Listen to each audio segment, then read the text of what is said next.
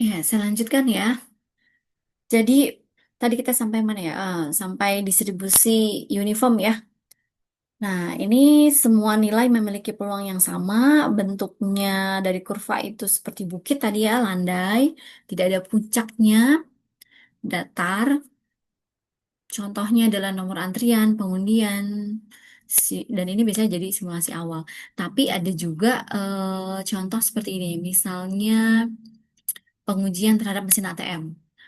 Kemudian di mesin ATM itu kan ada mesin printernya. Nah, ada karena ini dalam tahap pengujian, mesin printernya itu ada mesin printer A, B, C, dan D. Nah, itu kan sama persis kan. Nah, itu akan diuji kekuatan dari empat printer tadi A, B, C, D dalam mencetak kertas print outnya sanggup berapa banyak dalam satu waktu. Misalkan dalam rentang 1 jam atau dalam rentang 1 hari, kekuatannya berapa banyak cetakan yang sanggup mereka proses. Gitu ya contohnya.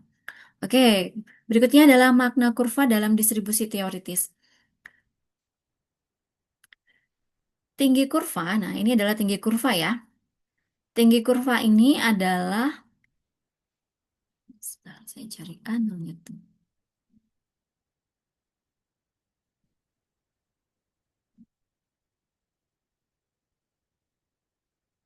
Ya, untuk tinggi kurva, ini adalah banyaknya data ya dari tinggi kurva. Kalau misalkan posisinya ada di sini, berarti datanya ada di sini gitu kan. Lebar kurva, ini lebarnya, itu adalah variasinya. Jadi semakin dia lebar atau menyempit, ini kan kalau yang ini menyempit ya. Nah, ini adalah variasi dari datanya. Pusat kurva itu adalah nilai rata-rata. Nilai rata-ratanya, rata-rata ini adalah pusat kurva. Kemudian ujung kurva. Nah, tadi puncaknya ini adalah kejadian ekstrim. Luas kurva, dari luas kurva ini, luas keseluruhan adalah peluang atau probabilitasnya. Jadi luas di bawah kurva itu sama dengan peluang suatu kejadian terjadi. Oke, kita lanjut. Berikutnya adalah hubungan distribusi teoritis dengan pengambilan keputusan. Nah, contohnya, jika laba di ujung kiri kurva, nih, di ujung kiri ya, di sebelah sini, ini adalah indikasi resiko. Kemudian jika biaya sering ekstrim, di atas ini tadi, ini berarti membutuhkan membutuhkan pengendalian internal. Jika kesalahan audit sering muncul, berarti sistemnya lemah. Nah, ini berarti kalau yang jarang muncul itu kan tadi semakin runcing ke atas ya, karena itu kejadian yang jarang. Karena semakin ke atas itu berarti datanya semakin sedikit ya. Tapi kalau semakin banyak tersebar rata-rata, maka dia akan berada di sini landai hampir sama. Distribusi teoritis membantu menjawab apakah kondisi ini masih normal atau sudah menyimpang. Jadi urutan idealnya adalah yang pertama pahami dulu cerita atau kasus tersebut, kemudian makna kurvanya, baru tentukan jenis distribusinya, baru masuk kita ke rumus atau hitungan. Jadi distribusi itu bukan rumus dulu, tapi cara memahami pola datanya dulu. Nah, ketika kita mau mengolah data, nih kita lihat nih datanya. Misalkan data laporan keuangan tentang pendapatan. Ada yang 5.000, ada yang 1 juta, 1 miliar. Nah, itu udah kelihatan tuh kok datanya tidak beragam ya. Apa ya namanya? Outlier tinggi. Tadi dalam ribuan, lalu naik jutaan. Naik dalam jutaan, mungkin dalam interval tertentu sepanjang itu rasional ya. Misalnya tiba-tiba ada pesanan. Tapi kemudian naik menjadi berapa miliar. Nah, itu kan terlalu eksponen ya, atau nggak nyampe eksponennya juga sudah masuk ke kuadratik atau mungkin kubik kan, karena jauh sekali perbandingannya per 1.000. Nah, kemudian perhatikan jenis distribusi baru masuk rumus ya. Jadi akhirnya kita dapat simpulkan bahwa distribusi teoritis adalah model statistik yang digunakan untuk menggambarkan pola penyebaran data secara ideal. Dalam akuntansi, distribusi ini membantu memahami perilaku laba, biaya, risiko, dan kesalahan, serta menjadi dasar pengambilan keputusan dan pengujian statistik. Kurva distribusi menunjukkan seberapa sering suatu nilai muncul dan seberapa besar peluang terjadinya suatu kejadian. Nah, berikutnya ada contoh nih. Pendapatan rata-rata pedagang koran di Palembang per hari adalah 20.000. Apabila ingin diketahui interval keuntungan pedagang dengan taraf nyata alfa 0,05, tidak diketahui simpangan baku secara keseluruhan, dan peneliti mewawancarai 8 orang pedagang secara acak, ternyata keuntungan mereka adalah 19.000, 20.000, 22, 21, 18, 22, 17, 500, dan 23.000. Berapa interval keuntungan pedagang dengan taraf nyata alfa 5%? Alur logisnya adalah yang pertama tentukan dulu jenis intervalnya. Nah, kita pakai jenis intervalnya berarti yang key student ya. Kemudian hitung X bar-nya, rata-ratanya, kemudian hitung standar deviasi, ambil nilai T tabel, hitung margin error-nya, tentukan nilai interval, dan beri interpretasi. Nah, ini sudah ada pembahasannya. Nah, kemudian di dalam soal itu, ini kita pakainya distribusi T. Kenapa bukan Z? Nah, ini ya. Kenapa kita pakai distribusi T, nggak pakai apa Z-score? Mungkin nanti perlu diulas juga tentang Z-score ya, karena nanti kita akan sering tuh ketemu sama Z-score. Jadi kadang nanti karena ketemu lagi, jadi bingung nih. Z-score itu sebenarnya dipakai untuk apa sih? Buat siapa sih? Gitu kan? Jadi Z-score itu menyatakan seberapa jauh satu nilai rata-rata dalam satu simpangan baku.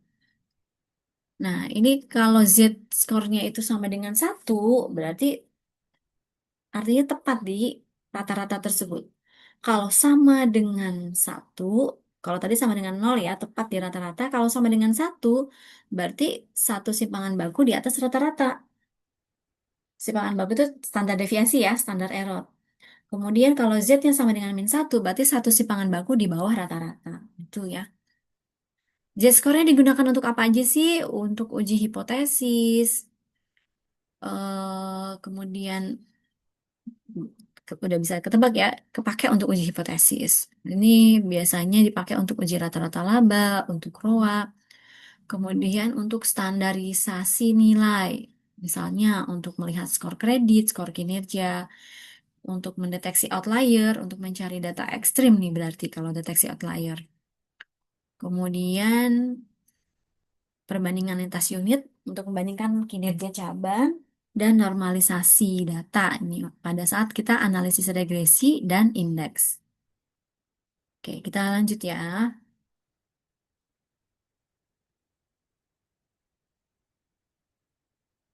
Menggunakan distribusi T-student. Nah, tadi ada ya di di PDF kita halaman berapa tadi T-student. Tadi saya lihat. Ya, nanti sambil dibuka lagi ya. Distribusi T ini ya. Distribusi T cheese kuadrat. Oh, T-student kayaknya masuk. Paparannya masuk di sisi kedua ya. Distribusi T. Kita ambil yang distribusi T mana tadi? Distribusi T. Nah, ini ya. Berguna pada pengujian hipotesis dan analisis analisis statistik seperti pendugaan, di mana penelitian yang induk dan itemnya mengikuti distribusi normal, yang mana sampel penelitian diambil kurang dari 30 dan simpangan bakunya tidak diketahui. Kan simpangan bakunya nggak diketahui, makanya tadi kita cari ya kan, sampelnya kecil ini kurang dari 30, makanya pakai distribusi T. Maaf tadi saya kepleset ya, saya ngomongin tes student apa ya? Enggak ya? Oh enggak. Distribusi T yang kita pakai ya, karena sampelnya kecil, kurang dari 30. Kemudian simpangan baku populasinya tidak diketahui. Jadi interval estimasi rata-rata dengan distribusi adalah, nah kita tulis dulu nih tadi, kita udah punya informasi pendapatan 8 pedagang. Nah kita urutkan, ya tadi kan belum urut ya. Ini juga belum urut ya. Tadi kita punya data 19, 20 dan seterusnya. Eh nggak apa-apa, ini nggak harus diurutkan juga ya. Kita nggak pakai kuartil juga. N-nya adalah 8. Langkah pertama hitung rata-rata sampel, ya kan? Berarti ini adalah total data, yaitu X-nya dibagi N, maka didapat 20,312,5. atau 20.000 ya, maaf, 20.312,5. Jadi rata-rata pendapatan dari sampel pedagang ini adalah 20.312,5 per hari. Kemudian hitung simpangan baku dari sampel ini rumusnya ya, akar sigma XI dikurang X bar dalam kurung ya, dikuadratkan per N-1, kita buat tabel bantuan, XI dikurang X1, dari sini ya, ini X barnya kan udah diketahui ya tadi ya, X barnya ini 20.312, kemudian dikuadratkan. Nah, kemudian kita akumulasi sigma ini ya. Jadi kita total itu adalah 28.000. Maka simpangan bakunya 28.000 dibagi N-1. N-nya kan 8 ya, 7. Maka ini adalah 2016,7 dibulatkan jadi 2017. Jadi pendapatan menyimpangnya sekitar 2017. Makanya tadi kan ada yang 19.000, 20.000, 25, ada yang 17. Kemudian berikutnya menentukan nilai T-tabel. Nanti kalian bisa cari, bisa download ya T-tabel, atau kalau punya cari yang versi PDF jadi bisa dicetak untuk kebutuhan kalian dalam penelitian. Kalau punya bukunya bisa, biasanya di halaman belakang ada tabel T-tabelnya. Dengan taraf signifikansi itu adalah di alfa 0,05, berarti 5% ya tingkat kepercayaannya. Dengan interval dua sisi, berarti ini two tail ya. Artinya kalau tadi kurvanya itu seperti lonceng, ini berarti kurva distribusi normal itu menggunakan dua sisi kiri dan kanan. Dimana kalau satu sisi itu kan 0,05, kalau dua sisi berarti dibagi dua, jadi 0,025.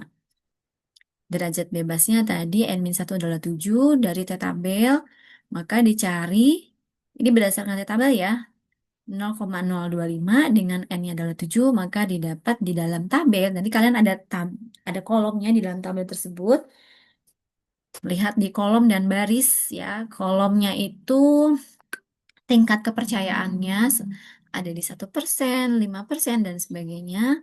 Kemudian untuk apa ini namanya intervalnya nanti ada di barisnya. Kemudian berikutnya menghitung margin error. Maka margin errornya didapat 1.686. Dan buat tingkat interval kepercayaannya adalah sebesar di batas bawah dari interval kepercayaan ada 18.000 dan batas atasnya di rentang 21.000. Maka interval kepercayaan 90% pendapatan eh, pedagang koran. Sebentar, tadi pedagang apa sih di soalnya? Nah, ini adalah 18 nih. 1.626,50 rupiah ya. Jadi pendapatan rata-ratanya Mio ini berkisar di antara 18.000 dengan 21.000. Artinya dengan tingkat keyakinan 95%, kita percaya bahwa rata-rata pendapatan harian pedagang koran misalnya di Palembang berada antara 18.625 sampai 21.998. Ya. Oke, dengan catatan bukan berarti 95% pedagang ini ada dalam interval tersebut karena tadi kan distribusinya normal ya. Makanya ada batas atas dan batas bawah sehingga digunakanlah kurva dua sisi two tail yang menggambarkan bahwa memang ini terdistribusi normal. Jadi 95% ini adalah tingkat keyakinan terhadap estimasi rata-rata. Oke, kita cukupkan dulu untuk sesi yang ini. Sampai di sini. Terima kasih.